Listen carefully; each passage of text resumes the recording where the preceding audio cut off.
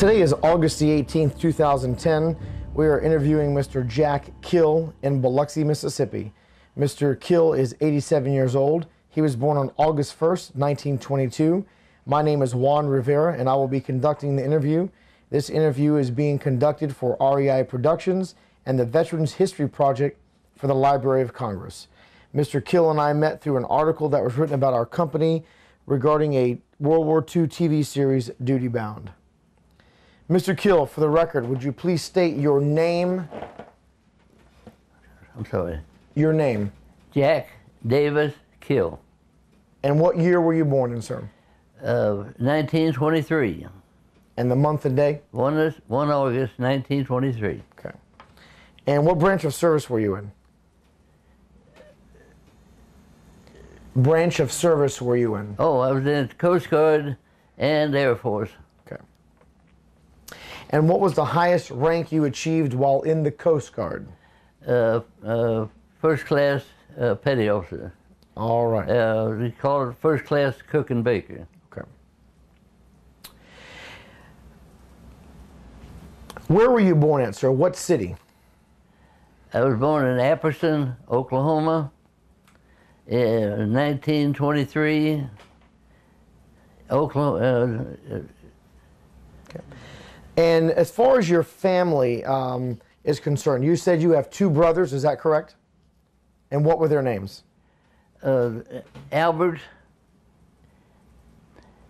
Lee Kill and Sherman Eugene Kill. Okay. And what were the occupation of your parents? What did they do for a living? My father was oil driller in Oklahoma.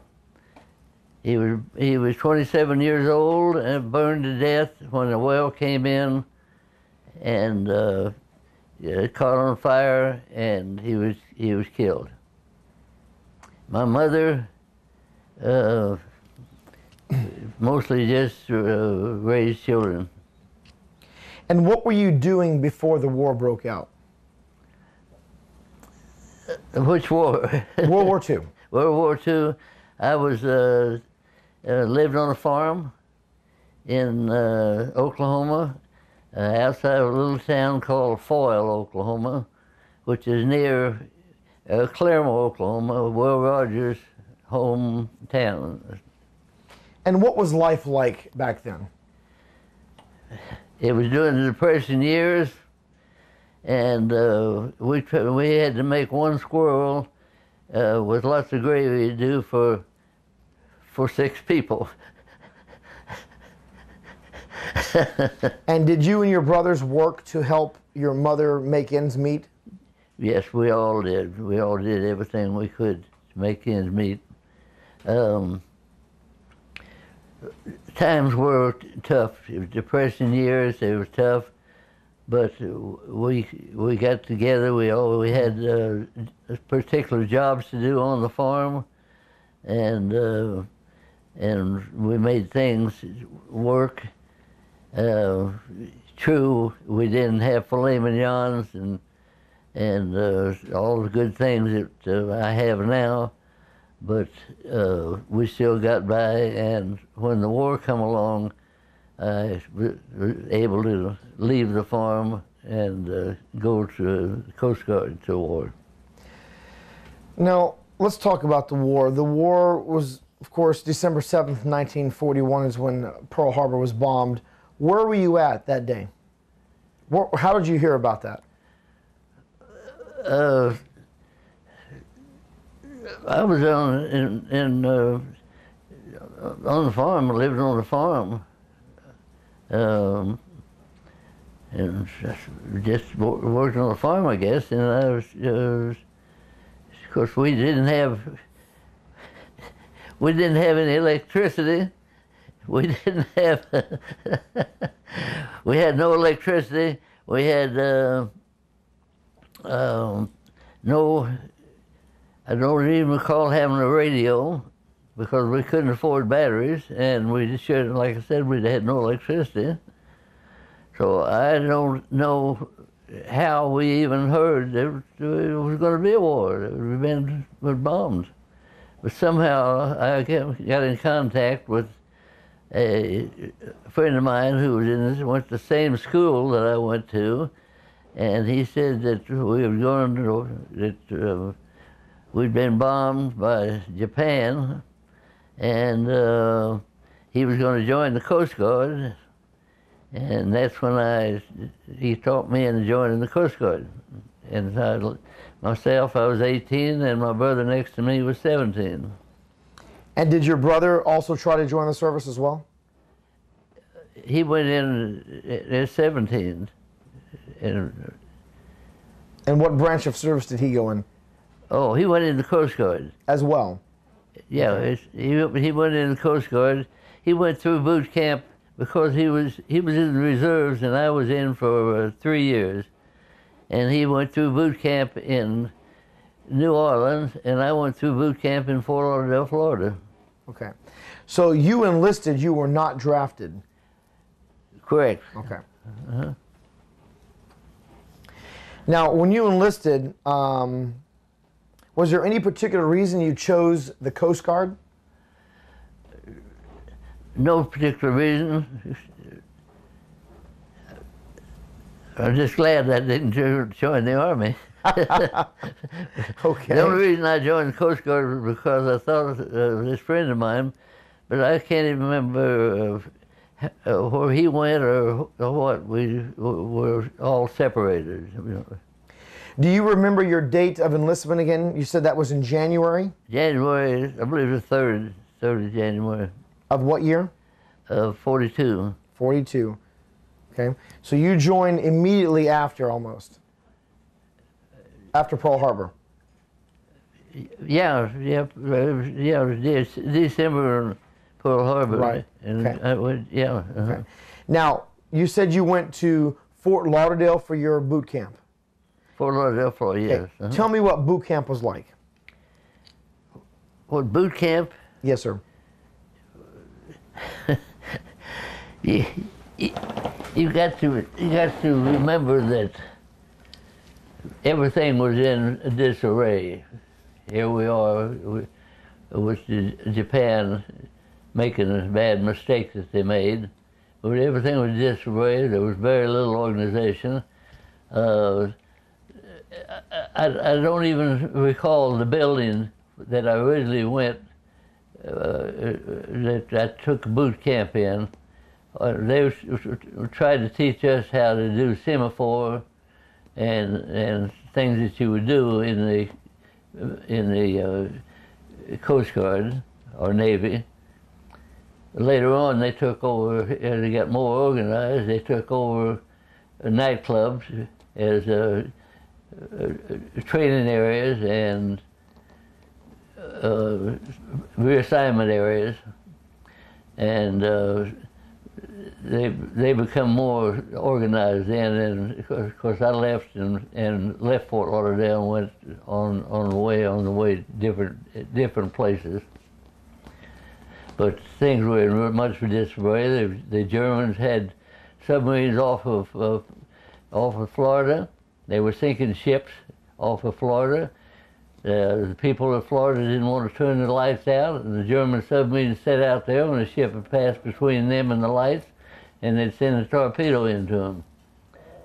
And to this day, there's several ships out there that are good fishing areas. But they did sink several ships, and I think that we come very close to being maybe killed ourselves when I was on a patrol boat, and we were our patrol was from Miami to West Palm Beach, and we were out in the about 20 miles out, and we saw this object, and we flashed signals which he didn't answer, and we did our 20 millimeter and we were getting ready to shoot him. And he took off, and we took off after him, and luckily we busted a rudder that was swerved around, and that was the end of our chase. But I do believe to this day that it was a submarine, and they would have probably killed us. Okay. But How long was boot camp, sir? How long was what? How long was boot camp? Not very long. Not very long? They got you in and out as fast as they could. Okay. They give us all of our shots. We had shots, and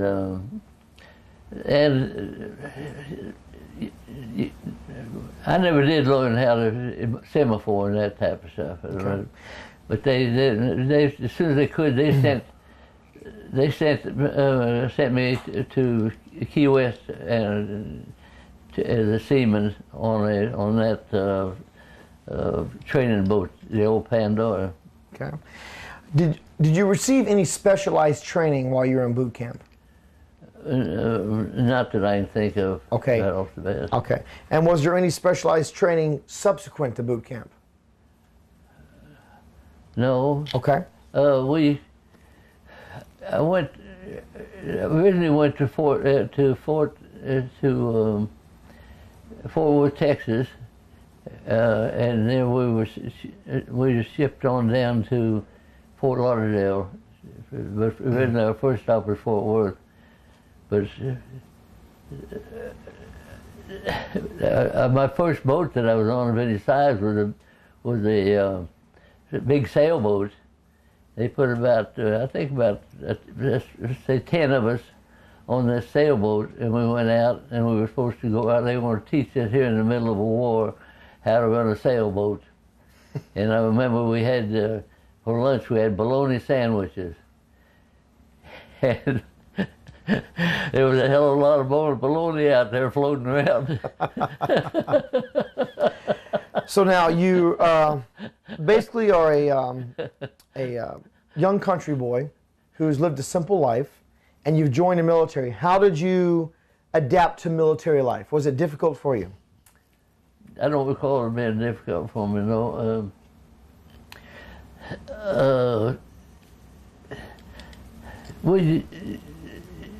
It's just hard to say, because we just did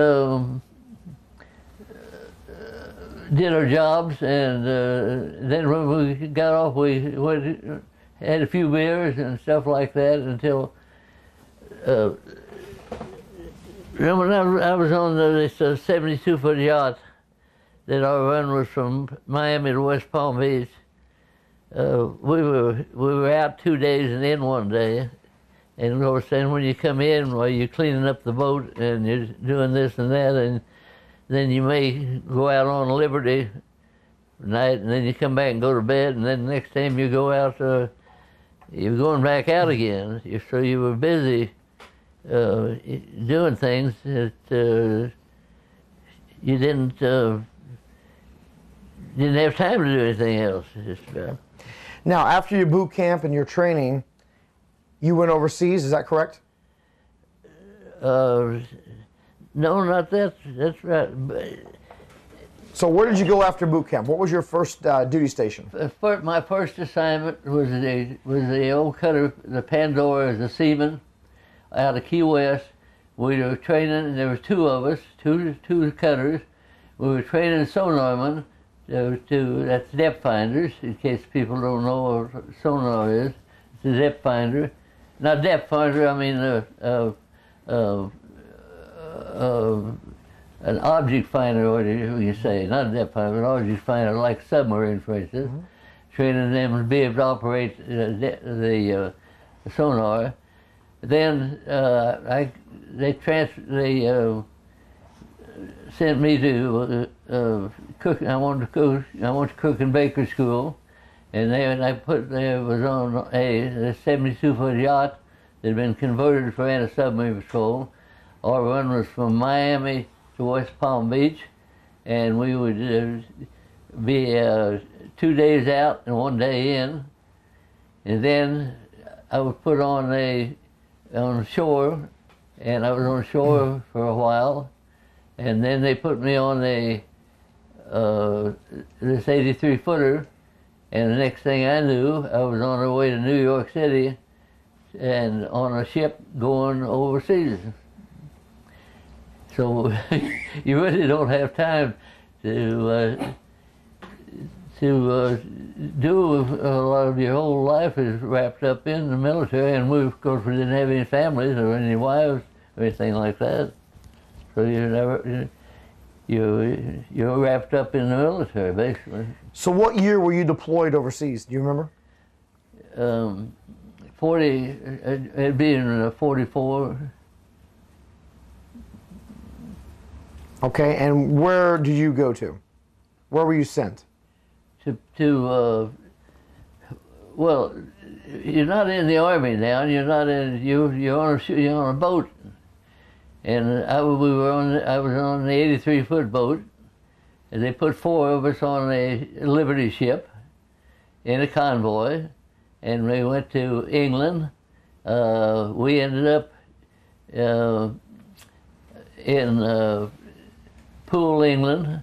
They unloaded us in Manchester, but we ended up in Poole, England, and that's where we prepared to go overseas. We knew nothing about what they were doing, getting ready to invade, except what they told us to do, like make rope ladders and so forth. And I was a cook, and I cooked and worked, and that was it. Cleaned up the kitchen and done the things that I was required to do. Okay, so 1944. Shortly there, of course, mid-year is around D-Day. Tell me about what you recall about any preparation or what you guys did in conjunction with D-Day. Well, I don't recall doing anything different. I do know that they gave us. We had a lot of morphine. They gave us a lot of medicines and things that we might be able to. Or we were a rescue flotilla, and they gave us a lot of medications and stuff, morphine, for instance. So that we could save some of the people's lives if possible, although we didn't know anything about medication or taking care of people at that time. But that was about it. And then all of a sudden one day they said, let's go. And away we went. Okay. And it's just things that you don't have any, you only know what your job is, basically, until you're told to do something else. That's the way it works. Okay. So now you were told, let's get underway, and what did you guys do? What did you do? Well, the first day, of course, we started out, and weather was a real problem, and Eisenhower was really tough on him because it was one hell of a decision that he had to make. And they didn't have all of the facilities they have now for talking, for fixing, telling what the weather's going to be. But we, as far as I can know, one day the captain told me, said, we're going to have an early breakfast. And we had an early breakfast, and we started out. And we were out about, I guess, it's about 45 miles across the channel there, and we were out there about 15 miles, I guess, and they called us back. And we waited till it went out the next day. And evidently there was 2 fronts coming, and we had to go through between the second front. And that's when we made our first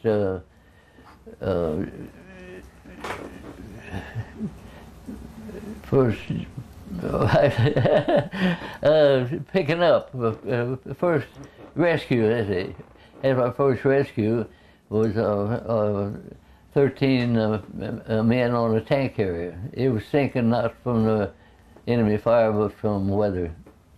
And we had they had put a life jacket around them, one of the circular life jackets, and jumping in. We couldn't get up to them because we were wood, they were steel, and it was rough, and they'd have to jump in the English Channel, and we pulled them over to the boat, and we rescued all 13 of them. They didn't know whether they wanted to die or whether they wanted to jump in that ice water. Now, what beach were you assigned to in terms of the rescue that you guys were doing? Omaha Beach. Omaha. Okay. We were in Omaha. We had Omaha, Utah, and there was another one. We were in Omaha. So now you guys just surrounded and went up, like kind of patrolled the channel there along the beach, and if you saw anybody that needed to be rescued, you guys went and did that? Yeah. I don't know where, I've got paperwork that said we rescued, well, I showed you the, I think it was in that English paper where we rescued 2,800 to 60 boats. And where we rescued that many, I just can't see because we had 60 boats, but we were called. Well, we picked the harbor master, we call him. It was our job to take care of him and to bring in the ships and stuff. But the rest of primarily most of people, and we rescued some others, but primarily most of them were rescued by the people in Omaha at other areas, let's say. Now, most of the people that you were rescuing, were any of them seriously injured? No, we rescued, no. Okay. They were, I guess, but I don't know. No, we didn't. Now, once you rescued them, what did you do with them when you... Take them to the hospital ship. Okay. That's right. Then start looking for some more. Okay. See, after the third day, we gave up our because we were holed, you know. We gave up our hunting for people because of that, and we were up on the beach. So we were only involved in rescuing people about 3 days. Okay. Now, you just mentioned where you were holed, meaning you just showed me a picture of something that happened to your ship. Can you explain that? I was, as I said, I was a cook and baker on there, and they sunk a bunch of ships and other debris off of old ships and other debris off of Omaha and Utah, and made a harbor between the ships and land, and they would bring in the ships and unload them, and so we, our job after the third day was to go over to one of the big ships and get a Navy officer who was the harbor master, and he would was bringing the different ships in and tell them where to anchor and so forth. And it was so rough, and it was getting lunchtime, and I told our skipper that I couldn't cook. It was too rough. So we went in behind one of these ships, and I fixed lunch, and just as we got ready to leave, a big wave come over the one of the ships and tore our anchor loose and threw us in the side of a tank carrier and tore the hole in our side. And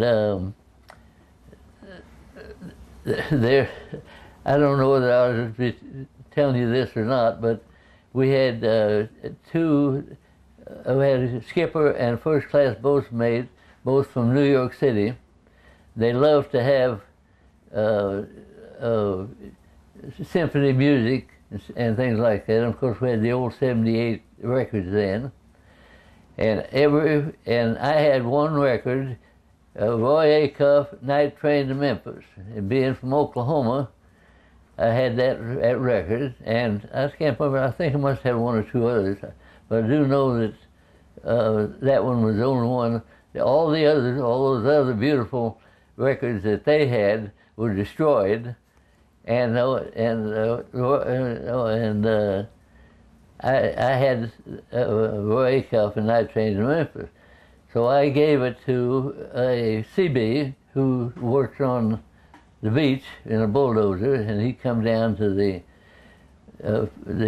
boat after we finally rolled up on the beach, and we were living on it then.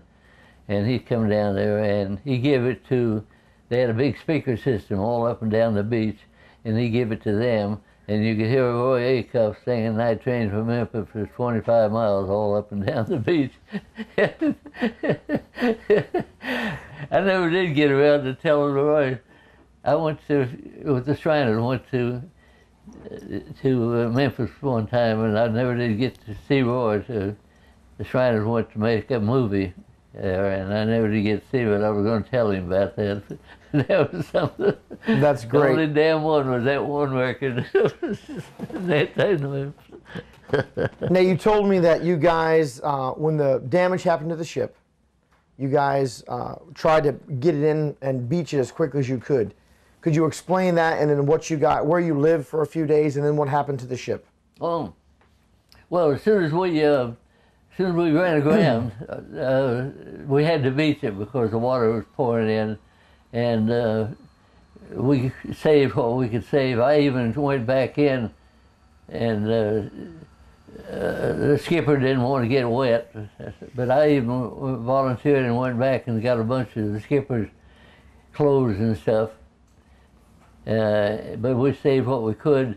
The CBs came out with a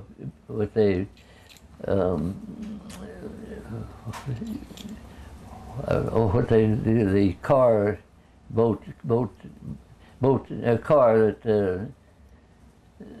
it could be on land or water, and it picked us up and took us on the shore, and there's no place to stay, foxholes. So about 3 days we lived in the foxhole, and our boat finally rolled up on the beach, and we moved on it.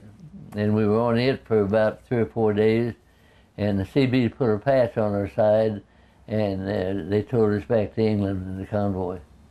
So you guys abandoned ship after you kind of beached it, went in on the beach, and then the waves just pushed the beach up onto shore completely. After the waves eventually rolled the boat up on the beach.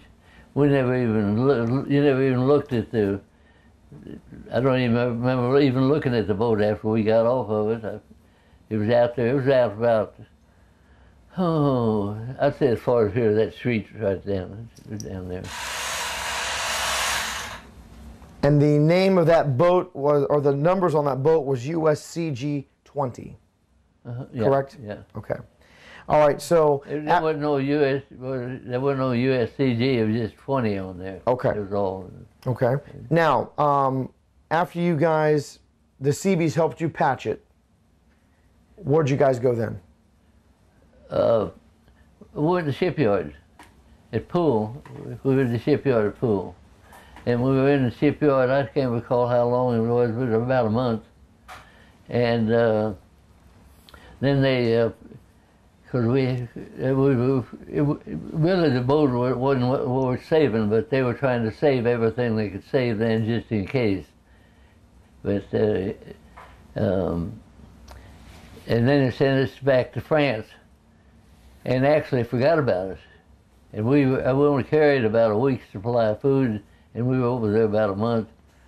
And it was on Thanksgiving Day in 1944, and I bummed a turkey off of an army in Cherbourg, and cooked it. And they called us back to England, and I had it cooked when we started back. And so when we got back there, we had turkey for Thanksgiving evening. But anyhow, then we ended up on the Isle of Wight, which is an island right there off of England. And we were about, I don't know, about 3 or 4 or 5 days or something. And finally then they had us, I'm saying they, us, they just, well, they separated you, all of you didn't go one place, they separated, but I know that me, I was put on transport to come back to the States. Okay. Before we go any further, let's step back just a moment. When you were at Omaha Beach, tell me what you guys were thinking. I mean, what were you looking at? Was there a lot of destruction, ships everywhere? What were you seeing and what were you feeling? Well, I can tell you what, we were off the beach there, and I saw a lot of poor guys that didn't make it. The Germans took, all along that beach there, they took railroad irons and cut them up into different configurations and welded them in different configurations to tear the bottoms out of boats if you went in on a tide. We had to go in at low tide. They also strung around all of this stuff, all these railroad irons was barbed wire. Then also in there was single bombs, all in the mud and stuff that you step on to kill you. All of that these guys had to go through with. Now they bombarded it and they did everything they could to blow things up, make them so that it would be safer. But I saw several of them. They were running and they had to get out. They had to run through water in a lot of them. And I saw them go down. You know, they'd kill them. And it's a pretty thing. It's a terrible thing that humans can't get along and kill each other. Now, when you were at Omaha Beach, did you guys experience any attacks from the Germans in any way, or that area was pretty much secure by the time you were there? No. We had no, but we were worried about it. Now we had absolute control over air. I only saw, I'll tell you about this one in particular, but I only saw two fighters. I saw a small group of bombers tried to bomb the convoy we were in going back to England, but I saw these two fighters. See, they had balloons way up with steel cables to make fighter planes have to stay up higher. But I saw this squadron of P-38s, that's the twin tail fighters, flying along, and it was low clouds, and out of a sudden, right through a German fighter come right in front of this squadron of P-38s. If it had been 2 or 3 seconds later, he'd have caved right into the front fighter plane. But they just blah, blah, blah, blah, blah, and he went down smoking. Never changed course. And then another one dropped a bomb tried to hit a minesweeper that was over close to us, but he missed him with the bomb. That's the one. We had complete control of the air. Now, you also showed me a picture of you and some of your shipmates on the beach at Omaha with a bombed out building that was behind you guys. Tell me about the camaraderie that you had with your shipmates. I really, that building was bombed by our ships. You know, it blew up. They bombarded the heck out of everything there, and they also had those big cement houses up there was loaded with guns and stuff that they had. But I can't even remember what we did much, but my job was to feed them, and I had kept busy going to get food for them and what have you. Of course, we had K rations, C rations, and you don't do much cooking with that. But we generally, all you did was just sit around. We had no guns. We couldn't have no protection for ourselves. But we had plenty of protection, of course, for the Army and stuff, but we had no guns ourselves. So we really didn't do anything except wait on time to see if we can get, like we finally got the boat back in the water. And we're lucky we could have done that, do that. Okay, so you get the boat fixed with the help of the Seabees, and you guys are heading back through the channel, and you go back to the port there. Then what do you do? Well, they took, well, they on the Seabee, on the boat, they took and put up, they cut it, smoothed the hole out, and then put a piece of 3/4 inch or 1 inch plywood on it. And then they put 2 bulldozers, one on each, one up on the bow, one on the stern, and then they had what they call a wharfing tug. It's a tug that sets out in the water. It's a barge. It sets out in the water with a winch on it, and they hook it on there, and the bulldozer pushed and the wharfing tug pulled, and to pull us off, because we're a pretty heavy boat. Had a twin 12-cylinder Hall Scott engines in it. It was a pretty big boat. Heavy, run fast too. But that's what, and that's about all. Now, what else was you asking? And then you guys were heading back. Before we get to that point, and what I thought was unique is that boat was made out of wood. Yeah. Okay. Yeah, made out of wood. Okay. What kind of wood? I don't know. I would say probably cypress. Okay, now you guys head back. Yeah, they went back. Okay, and then what happens then? What do you do then? Well, we got back and we went in the shipyard. And we were in the shipyard, and we somehow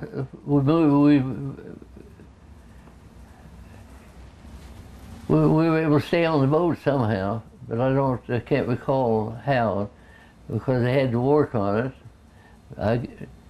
I do remember that when my wife and I had went out on a date, and I come back and they have about a 15, 20-foot tide there, and I had to climb down the rope ladder on a 20-foot tide.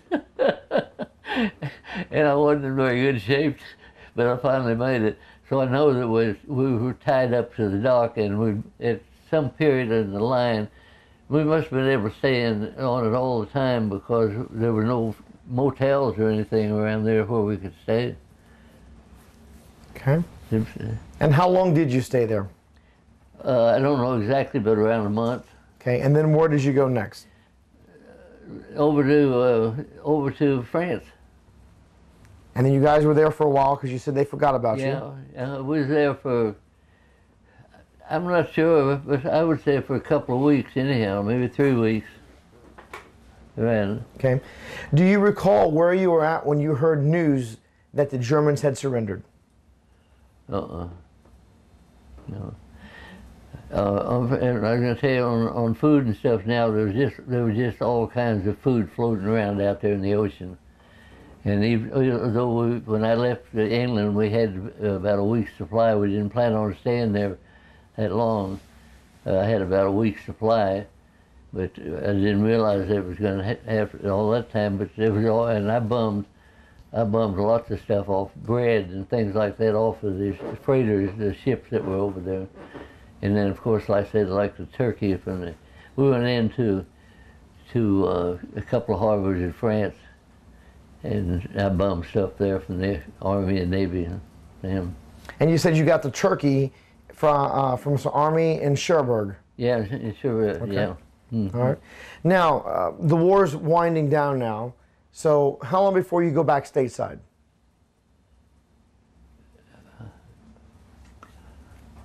I told you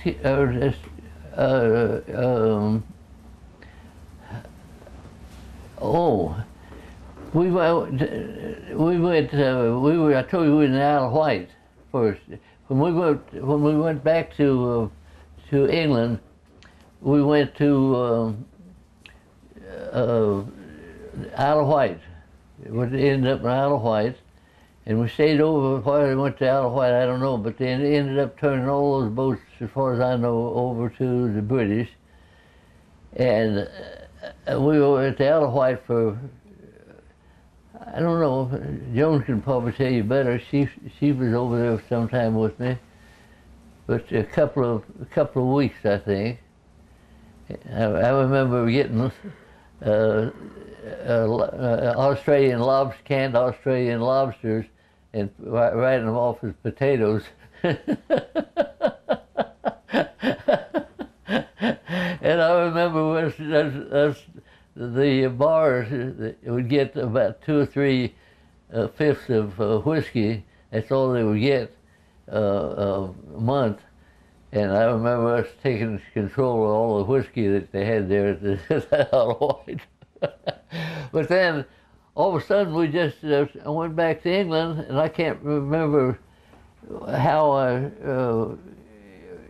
got down to the ship. We were just told to report to the ship, our troop transport, and there was about 3,000 of us, and we went down to the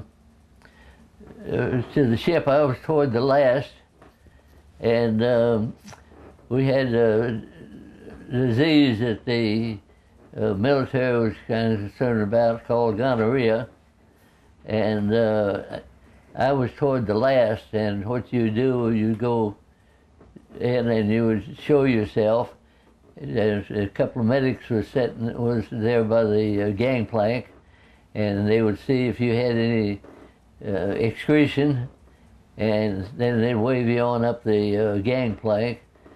And after I was toward the last, and when I got there, the Navy medics couldn't hardly see. They were just waving after looking at 3,000. It was really funny. Oh my! But that was one disease they had. That same disease they had. I don't know. Should I tell this about this stuff medication they had that they issued? They had a medication that they issued. There was like it was in a for instance like a toothpaste, only it had a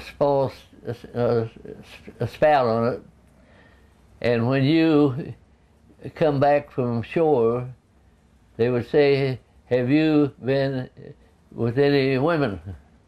And if you said yes, they would give you one of these, and you had to stick it up in your family jewel and squirt this medication up in there, which was supposed to kill the disease.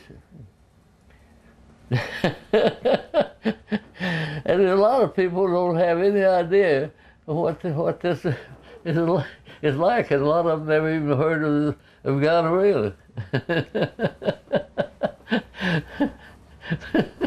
All right, so after you guys... You know what we did on the boats that I was on, we had a man that was on duty. Not all of us went ashore. We was on duty, and he would ask you when you coming back from ashore, did you or didn't you? And that's it, you know. So you guys are ready to start coming back home now? Yeah, yeah. How long was your trip to get back to stateside? And where did you come into port at? New York. This ship, of course, are slow. This transport, as I told you, was the former supply ship for the Grass Fury, which is German battleship, and it was pretty fast. So I think probably about a week was coming back. And we landed in New York and Long Island. I think it was Long Island that we were there in a reassignment section, and I was there for about, I don't know, 3 or 4 days or so, and they said, "How would you like to go to the Chief Commissar Stewart School?" And I said, "Why not? I'm waiting on reassignments." So I went up to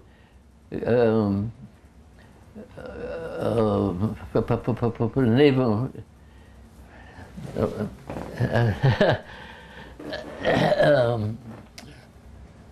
The Navy base at between Chicago and Milwaukee. Anyhow, I can't think. Anyhow, I went to Great Lakes. Great Lakes. Oh, yeah, thank you. Yeah, I went to Great Lakes, and I went, I think, for about 2 months. And then I went back, and that's when they assigned me to New Orleans to tug, as I was captain on that. I mean, I was a cook on that tugboat. I hardly ever cooked there because the tugboat wasn't used for tugboat. It was used to take out customs men to the ships. They would only go out in the morning and come back about noon. So I only cooked usually just a lunch and maybe breakfast. Any of the servicemen that you were in the service with, have you kept in contact with any of them over the years? Not.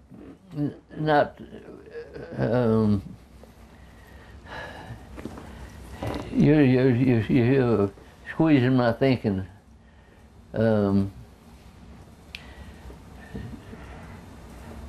Yes. One, I can show you a picture. I can't spit his name out. Jerry Keel. Jerry Keel. Instead of Kill, his was Keel. He was from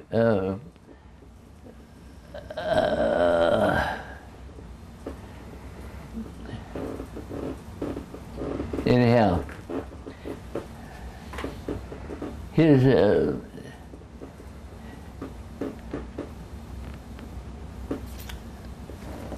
anyhow, he died. He's didn't live long after he come back in, getting cancer. Okay. But he did come down to Biloxi, and visited a couple of times, and then he ended up going back home. It's the northern state where he was. I'll spit it out here pretty soon. And one or two others, but that Jerry was probably the newest. And of course, that was just about all that I can think of right now. And when were you discharged from the Coast Guard? In January of what did we look? January of 47. Okay. Now Roy Bratcher is from Oklahoma. There's one that I wasn't in contact with him any because he was in Oklahoma, and of course I lived down here. And he died early too of cancer. He was a butcher by trade, and he was in charge of the galley. He was in charge of the cooking, and I was in charge of the bakery. Alrighty, well, this concludes this portion of the interview, and then when we take back up, we'll talk about your time in the Air Force. Okay. All right.